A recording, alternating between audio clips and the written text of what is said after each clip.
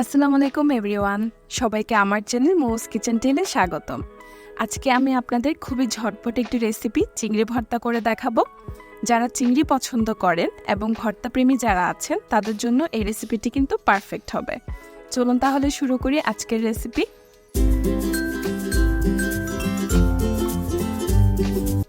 আমি একটি কড়াই গরম করে নিয়েছি। এখন এতে 1.5 টেবিল চামচ সরিষার তেল দিয়ে দিচ্ছি। তেল গরম হয়ে এলে এতে 15 থেকে 16টি ছোট চিংড়ি, 8টি কাঁচামরিচ, 1টি মোটা করে কাটা পেঁয়াজ এবং 10টি রসুনের কোয়া দিয়ে দিব।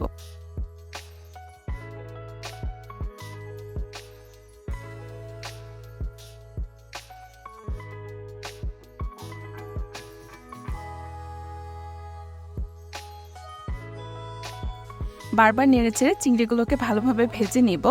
চিংড়ির কালারটা যখন চেঞ্জ হয়ে গাঢ় সোনালী কালার হয়ে যাবে তখন বুঝবো যে চিংড়ি প্রপারলি ভাজা হয়ে গেছে।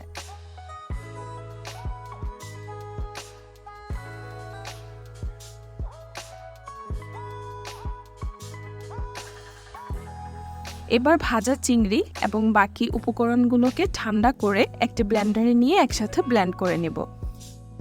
এখন আমি ফাইনাল টাচ দেওয়ার জন্য সবগুলো উপকরণকে একসাথে হাতে মাখবো। প্রথমে 4টি ভাজা শুকনা মরিচ নিয়ে এর উপর সামান্য লবণ দিয়ে মরিচগুলোকে কচলে নেব। এরপর এতে একটু সরিষার তেল দিয়ে মরিচের সাথে পেঁয়াজগুলোকে মাখিয়ে নিব। পেঁয়াজগুলোকে কচলে কচলে পেঁয়াজটাকে একটু নরম করে নিব।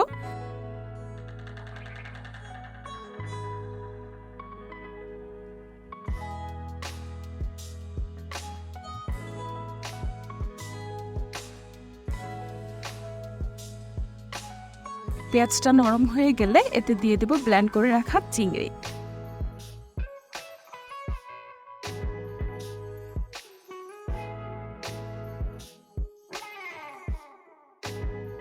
আর চিংড়ির সাথে ধনেপাতা যোগ করে দিলেই কিন্তু আমাদের তৈরি হয়ে যাবে আজকের মজাদার চিংড়ি ভর্তা।